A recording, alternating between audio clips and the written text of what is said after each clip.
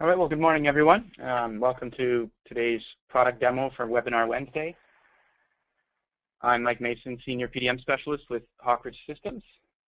And today I'm going to go through our Enterprise PDM software and give you an overview demonstration of what this software is all about. So I'm going to jump into the presentation here. It sounds like a few of you are already using Enterprise PDM, so there might be some familiarity to what you're going to see in this presentation. I'm going to switch over to my Windows Explorer at this point. So again, this is going to be an overview presentation of what Enterprise PDM is and how it can benefit your data management. If you do have any questions as I go through this, feel free to post them there, and I'll try to answer them as I go, or take note of them and answer them later on. So we've got about 40 minutes or so for this presentation. So I want to cover a fair bit of topic in the software. First off, for those who may not know, Enterprise PDM is a SOLIDWORKS data management solution. It's called Enterprise, but really it's meant for a wide range of companies or sizes of companies. It gives you some great data management tools to help you manage file revisions, manage file access, and also workflow, your ability to track and manage your approval processes and automate various procedures within that. Does a great job of helping you in a number of ways, which I think you'll see in this presentation. A couple of things to be aware of. Enterprise PDM, which makes it really nice, is it's built on an SQL database, and that's a really robust backend to manage all your metadata, your file information. So you've got a great backend that's very scalable for a larger organization or a small organization, and it's going to be a very stable environment for managing that information. On top of that, Enterprise PDM is essentially embedded in that Windows Explorer interface. So for those of you who are running Windows Explorer currently to manage your data, it's a very familiar interface to get up to speed with, because it's basically the same. It's Windows Explorer. So with that, I'm going to take you through kind of an approval process and take a look at what the user experience is like in Enterprise PDM. I'm looking at my C drive right now because that is, in fact, where my Vault view is. So my Vault is my secure access to this data, this engineering data. So looking at my C drive here, I'm going to jump into this EPDM Vault. So this is my entry into that secure environment. So I mean, data security is very important. Enterprise is going to allow you to manage who can see certain files, who can edit certain files, and those kinds of things. And that's enforced through logins. So in my case here, I might log in as a user. I'm going to log in as a designer, in this case, Neil, and get into the system. That login can be a Windows account as well. I'm not using that in this example, but certainly it's supported to use your Windows logins.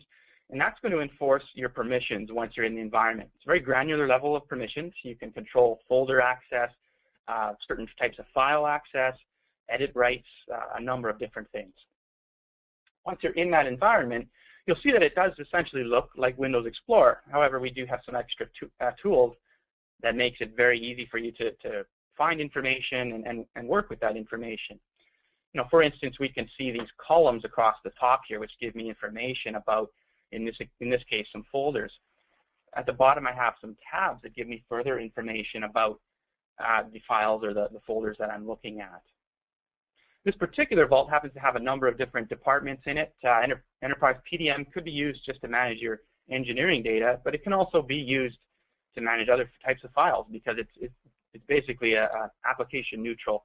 It does support a wide range, most of your common Windows applications. For instance, if I wanted to browse into the sales folder, Neil's a designer, so he doesn't typically work in this environment, but maybe he needs to be involved a little bit in some documentation for sales.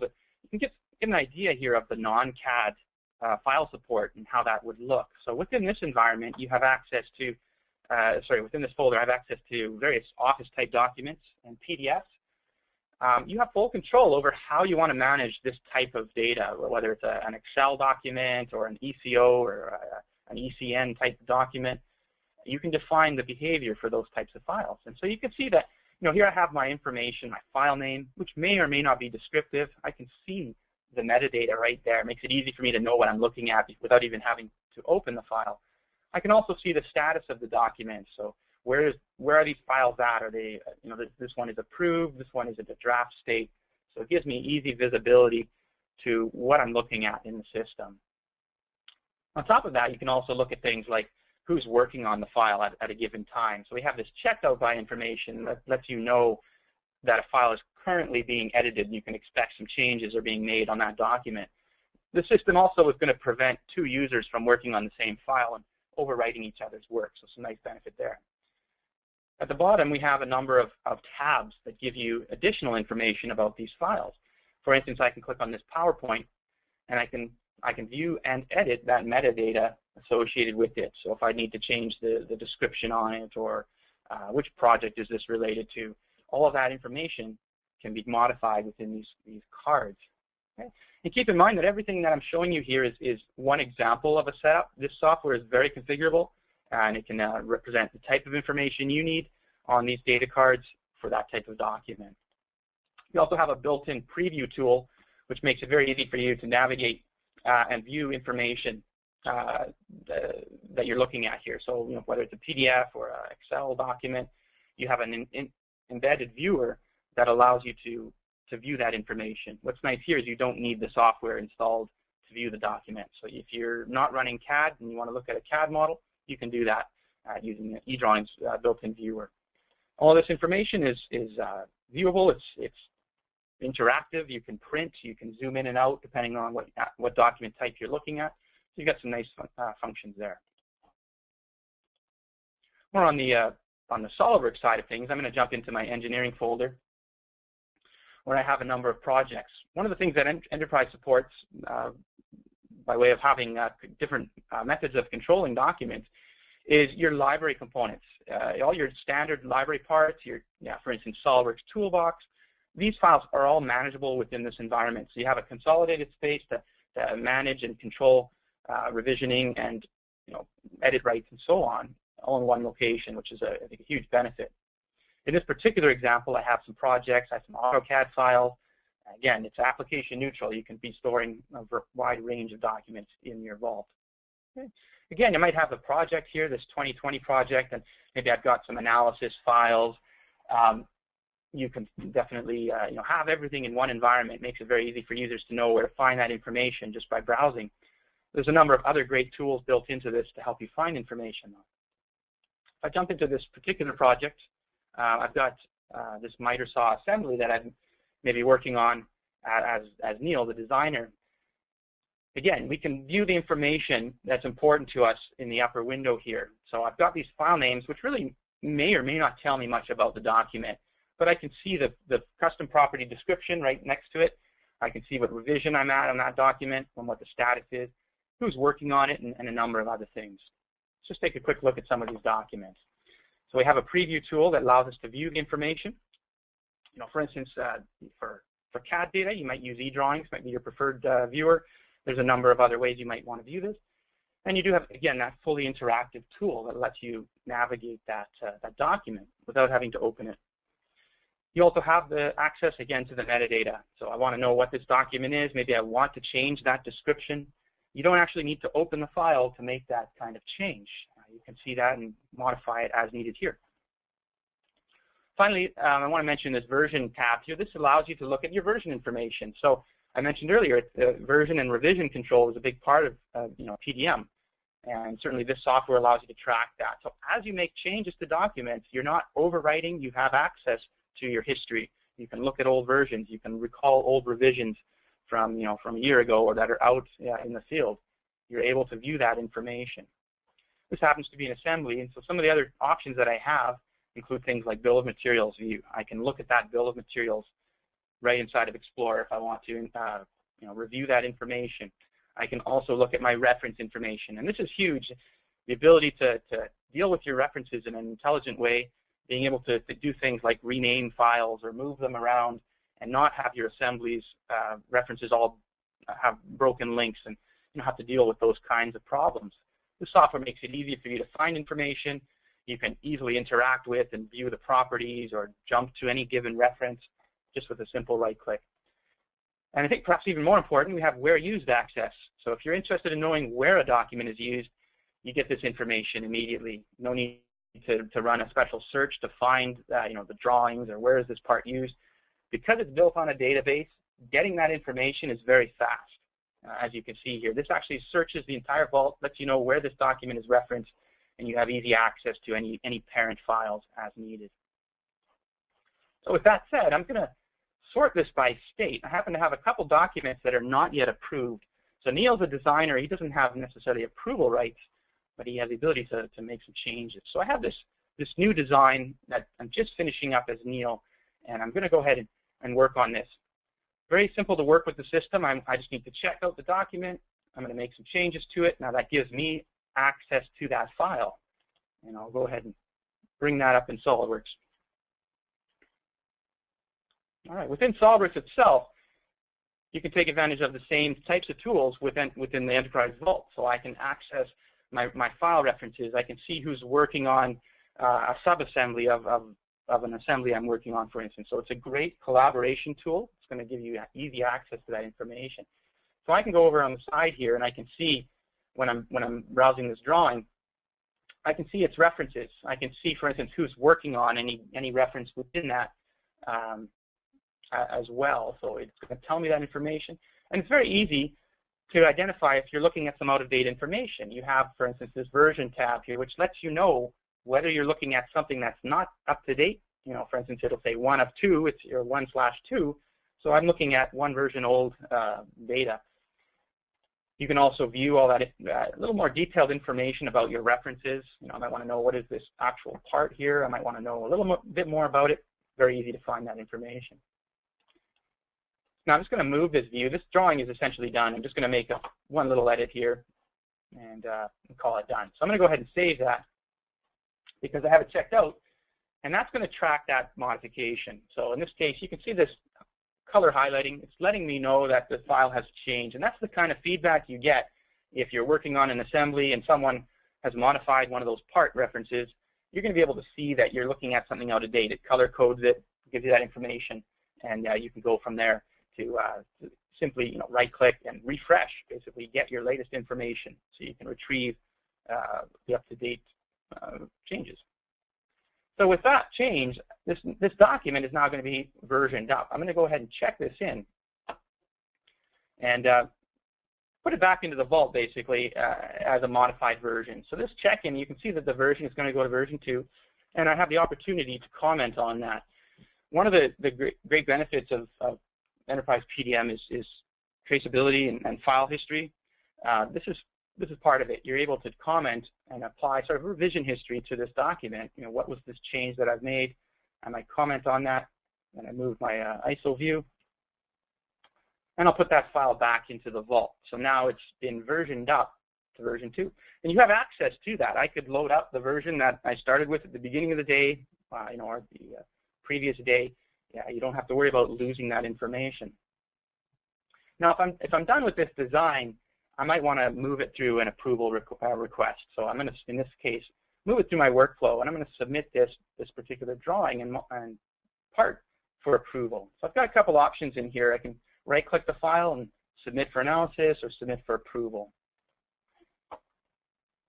I'm going to, in this case, submit it for review, and you'll see that it's picking up my drawing, my part reference, moving them together.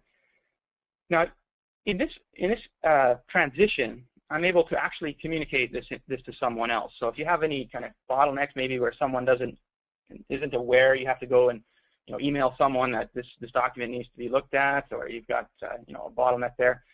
The software can help streamline that communication, make sure the right people know that there's documents waiting on them.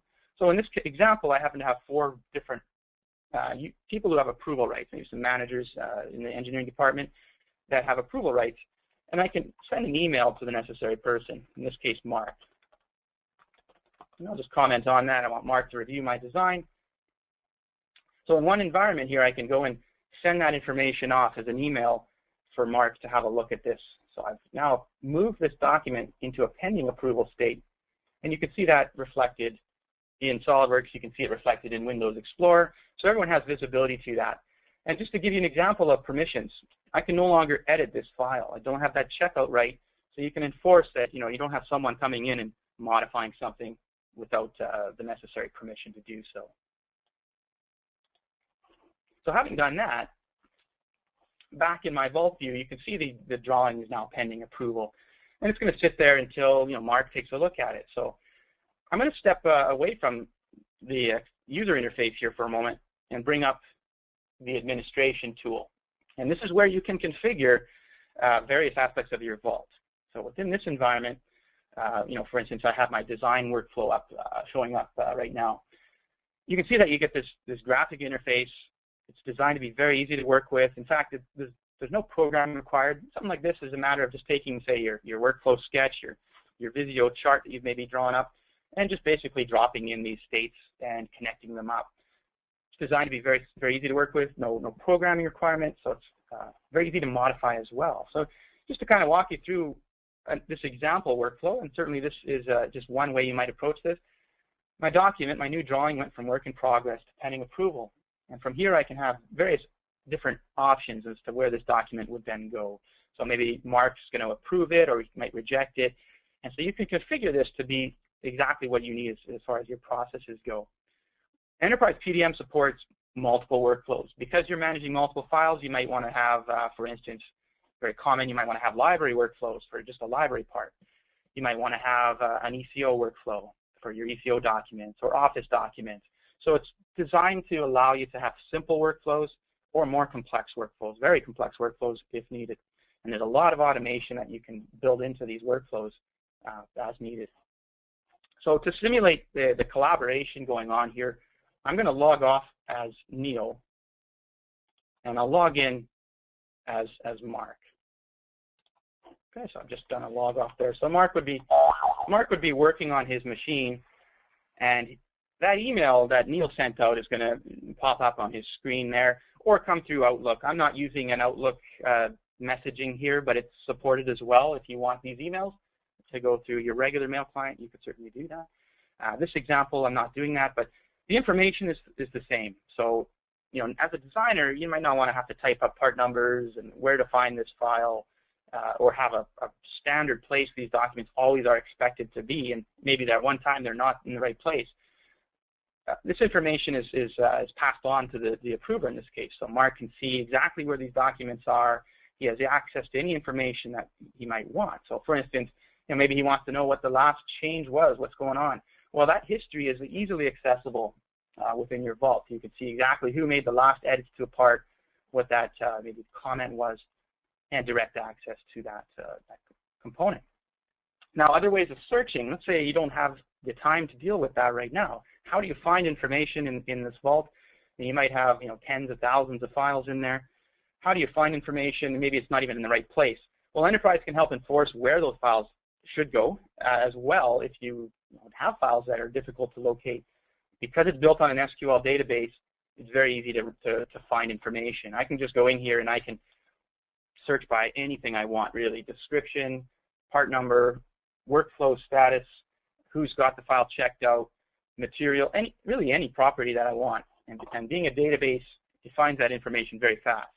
It's not even looking through SOLIDWORKS to find that information. A really nice part of the software is the ability to favorite your search criteria. So if you commonly need to be searching for, in this case, drawings pending approval, I don't have to constantly type that criteria in. I can just run that search, and I can search my entire Vault and find just the drawings that I need to know about. So here's all my drawings pending approval, where they're located, and I can fully interact with those. I can go in down here and take a look at the data card. I can, Mark maybe doesn't have SOLIDWORKS, not a problem. You can go in here and navigate the drawing, open it in eDrawings, and so on. Question just popped up. If you submit 30 files for approval per day, will that be one email with all, or will it be 30 individual emails? Well, the way it works is it's per sort of transition or action. So if you have like an assembly with 100 parts in it that you're submitting for review, you're not going to get, if they're all part of that, they're not going to all go at 100 separate emails. You're going to get one email with that information. But if, an hour later you submit another file, it doesn't compile those into a single email. So it's going to be per action there. Now, some of the things that hopefully that answered your question then. Yeah. some of the things that you need to, you commonly need to do when you say approve a document is you want to fill out some information, say on the title block. This information, rather than having to go into the system into SOLIDWORKS and fill it in, Enterprise can help automate that. So for instance, if Mark decides this is an approved document, and it also has no revision yet as well on this document, I'm going to go ahead and approve that. I'll comment on it. Okay. Oops. Approved. Now, within this, similar to the submit for approval action, a number of things can take place. Emails can go out to the necessary people. And as you'll see, there's a number of other actions that could take place. So I could actually send an email to the necessary people. This is also perhaps password protected to make sure that I am in fact Mark approving this. And it'll take that drawing and approve it. So what does it do in that case? So now I've just approved it. You can see it's approved. Let's take a quick look at the drawing itself. We can actually see that it's filling in my title block with some information. This is part of the automation you can take advantage of. So you can save a lot of time here. Users don't have to load the drawings up, fill in information, and then check it back in, and then save as PDF. In fact, one of the things that's taking place here is a PDF of that drawing is being generated for me. It's a very, very popular feature to be able to do that, and Enterprise allows you to automate that particular operation. So this information does get filled in automatically. It also has stamped a revision on this file. So in fact, as I look at this history on the document, we can see that it's been approved at Rev A. Mark's released it to production. It's actually commenting on that as we go through these different transitions. And so some really nice automation there to help that drawing get generated. Now, a number of things can also take place within that workflow. If I just take a look back at the workflow itself, I'm going to bring up the approval that just took place. And by the way, there's my email that comes through letting me know my PDF was generated. That might go to the necessary people. While I'm in here, just notice it puts it in the manufacturing release drawings folder. So again, the power of automation is you can make sure you have consistency. The information that you're publishing is going to the same place. And it's also named after the drawing as well. So it's capturing all that information in that operation. So within that approval, just to give you an idea of what's actually happening there, you can see that I am actually putting in my approver's name or initials, whatever it may be. I'm applying a revision to the document. I'm also potentially, in this case I am doing it, exporting that bill of materials, that part information, the part number, material, whatever information I have on that part, I'm actually exporting that out to XML. So if you need to, if you're currently running an ERP or an MRP system, and you need to synchronize this information between two systems here and your engineering data to that system, Enterprise has data connectivity options. Via XML, you can bring in information from an external source, and you can also export information, such as a bill of materials, collection of metadata, at the point where it makes sense to do so. You can also see that I have that create PDF action taking place.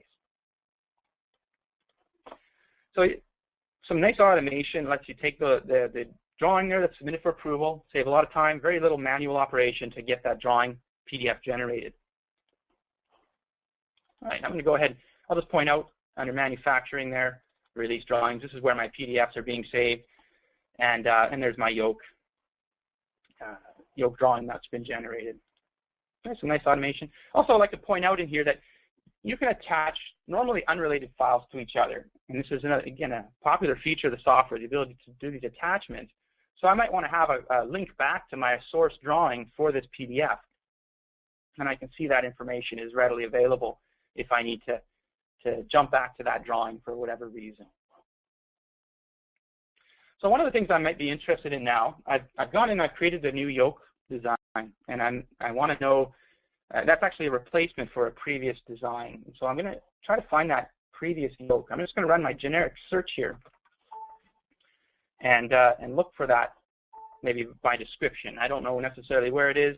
I'm going to search by description and take a look at that yoke. So this is the old design that I want to now replace. So I need to find out where where is this part used? Which assemblies, where do I need to change, swap out these parts? So using my where used information, I can easily identify the necessary assembly and go right to that. So once I'm in that, that assembly, I notice that it's an approved document right now. So this needs to go through a change. I'm going to go ahead and request a change on this document. And so depending on your workflow, there's a number of ways you could handle something like an ECO or ECN. So keep in mind, this is just one example of it. I might say just a simple change, a minor change required, or I might have a more formal documented approach that I need to go through, where I'm going to request a change on just the top level assembly. And I'll put my comment in. I'll just quickly comment on that. And that's going to kick off whatever process you might have. So this document is now flagged as ECO under review. And that might be sufficient. You know, people can search for that or get a flag that that document's ECO under review. But it's very common that you want to have some documentation and maybe reflecting which parts are affected by that ECO. And so this is an example of how you might approach that. So here I have my document that comes up, and I can go through and fill that out. So if you have a template, this is, again, automation that's possible within the system. You can use that template. It'll bring that up. You can see it actually generates my number as well and names my file. So I can go in here and just fill in some information. I'll keep this pretty simple. New. So that information then I can fill in my document, and this Word document I just created, it's actually in my vault. So as part of my automation, it's creating it in my ECO location that I can go to.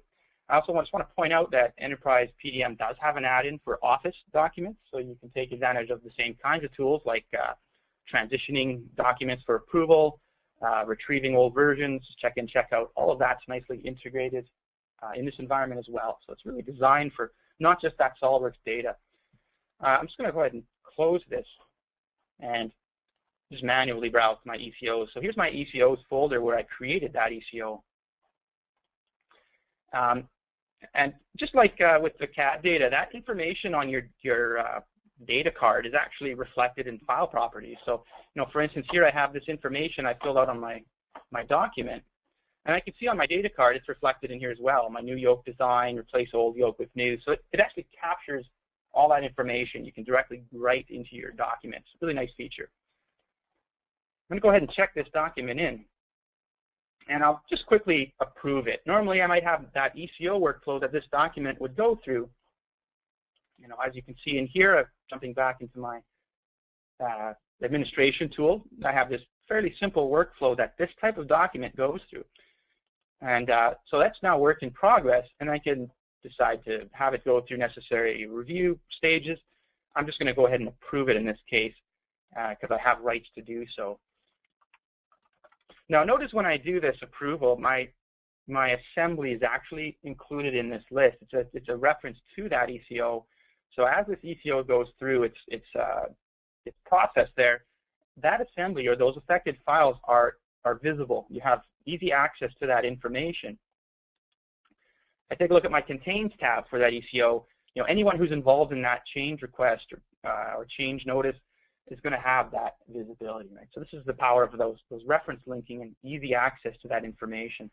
So I can actually jump back to that assembly from here, and you'll notice it's now a work in progress. So it's gone through its transition automatically, and I might want to look at that history and verify, okay, what happened here, who approved that change, and I can see exactly what process that document has gone through. Right? So depending on your workflow, I mean, it could be quite different than the example I'm showing you. There's a lot of great automation, and all that tracking is going to give you some really good audit, good for audit trails, traceability, some great tools there. So this document now is work in progress. It's editable now for, say, Rev B. Neil, the designer, could go back in. He does now have edit rights to go and change that. So it kind of closes the loop on that particular part of it. One thing I want to do, though, is I do have that old yoke design, and I know it's just up here, so I'm just going to scroll right to it. Rather than search, this design here is currently approved. This question popped up. When you check out a file, will it download onto your local computer for editing? Yes, that's exactly how the system works. So you never actually work on the server. It's very common to a lot of PDM systems. You don't work directly on the server with the data. In my case, I'm working on my C drive. So you do get a performance benefit. You're loading and you're opening and saving from your local drive, which can eliminate some of those errors like fail to save errors sometimes people get on the network. You get to work locally. So when you're done with the design, the check-in and check-out actually does the transfer back to the server. And everything is synchronized. Everyone has visibility to what's going on through that database as to who's working on a file and so on. So you have that access. All right. So this document is approved. Now what I want to do is, ideally, I want to make it obsolete. I don't have that in my workflow right now, so I'm going to jump into the workflow and add that. This really is to illustrate how easy it is to build these workflows. Again, no programming required. A lot of systems might require you have to have a consultant come in to modify things, and change is inevitable. You might need to adapt your workflow a bit. This is very, very easy to build. So here I'm going to simply place a new state, and I'll call it obsolete. And you can do a number of things in here. One of the things I do want to do is make sure I have certain permissions. Maybe the management and engineering users have specific permissions to obsolete documents. They can read those files. Maybe management can do things like delete, move those files, and do a number of things. And so you get a sense here of the types of permission control you have within your Vault. So I've just created a new state, and then I can go over here and simply link those up. Just with a click here, I can give this a name, call it end of life. Now, who can make a file obsolete? Well, maybe I want to limit that to my management users. So I'll simply add those users, give them permission to do so. And on top of that, I might want to add some notifications. Maybe I need to email certain people. So a very simple process here. Just a few clicks, I can go in and add my recipients. So who needs to have access or notifications on that? Maybe I want to send it to purchasing and engineering. So maybe I have a bunch of people that I want to have emailed about that. So with that, I can go in and hit OK, and I've just created my new transition. Save that, and that's ready to use. So that's an instant, fairly instant change there. I can go now, and end of life is available on my menu for that part. Let's put in a quick comment there. And you can see the file is now flagged as obsolete. So that document, through permissions, could become invisible. It's not readable. It can't be printed out by certain users. Only engineering and management have access, visibility to that file. So you can really enforce your controls as needed. Again, it's very flexible to adapt that or switch it down the road if required. That document is now obsolete. Now, one other thing I want to talk about, I haven't really spoken on, is the bill of materials functionality. And I want to just touch on that briefly. For instance, on this miter saw assembly, there is this bill of materials functionality that Enterprise supports. And what this allows you to do is take a look at things like what they call a computed BOM, which is your as-built information for an assembly. And you can look at whatever kinds of information you need. For instance, you might want to look at different configurations. This one doesn't have any configurations, but it is fully supported. You can look at different revision BOMs. And you can look at different information that might be used for different purposes. So I might have a BOM that looks, I need this information for publishing or for printing out. I need this information for, the engineering team, or I need this information for purchasing. You can configure different displays, different table formats, very similar to SOLIDWORKS table bill of materials. And it's great reference information. It allows you to go in and make sure you have the right information. It is accurate to that assembly build and that revision. Now, on top of that, you do have the ability to edit directly in here if you have rights to edit documents. So if needed, you might do things like change your description here, and that pushes that change back to your model. So it's not a one-time edit that overrides the value built into the file. So you've got some great tools there that you can use to just sort of navigate this bill of materials and interact with it. Now, on top of that, you can also do things like create, you can export this to Excel, single-click export to Excel. You can create named bill of materials. And you can do things like compare bill of materials from one revision to another, for instance. So some nice functions there where you can go in and actually do a comparison between two different versions of the design. And you can look at different information, and it kind of compares it. There's really no difference on this particular one. I might say I want to compare it to that BOM. So you can look between, say, two revisions, and you can see what's been changed, what's new in green, what's been modified in orange, and what's been deleted in red. So it kind of gives you this nice comparison that you can run between two versions, two revs, two different configurations, say, of a particular assembly. Some nice tools there that you could take advantage of. All right. So this is the kind of information that XML export of that bill of materials can publish out when you approve your document. So you can fully configure what kind of information needs to be published through that process. One of the things I want to talk about here is the ability to create templates. So I've got a few more minutes here to go through this. If I needed to create a new project, I might go through the process of creating a folder, create some subfolders, or copy an existing folder structure and then paste it. Enterprise supports things like project structure templates where you can have it generate that for you. Now, for instance, I can just right-click here and say I want to create a new project. Maybe this is a new miter saw design or something, design 2 or something. It's going to auto-generate my numbering for me. I can then fill in information. This is a saw project. It's going to be a miter saw project. So it's actually driving the content that I'm creating in here. I can go in and choose the location. I'll choose the state and then who the customer is. Maybe it's HRS again. So I can go in and fill that information in without having to rely on maybe typing it all up by hand. And I'll put a description in there, miter saw number 2. And when I hit OK, it actually goes and builds that project for me, or that project structure. So now I have a new project, all my necessary subfolders, and I can go in there and start creating content. Now, one of the things I might want to do, and I'll kind of close up with this, is I might want to take my previous design and kind of do like a pack and go. I want to reuse that information for my new design. So I can certainly do that with some nice tools in this system. I might go in here and say, what I'm interested in is this assembly. I want to make a copy of for my new design.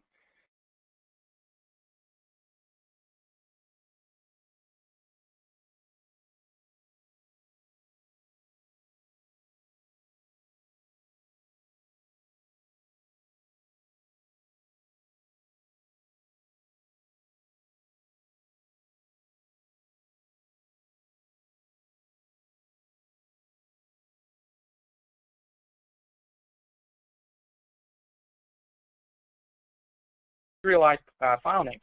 I can take advantage of all my serial number functions in the software to automatically apply new part numbers, new serial numbers to these documents. And it will go in and name those documents for me based on those rules.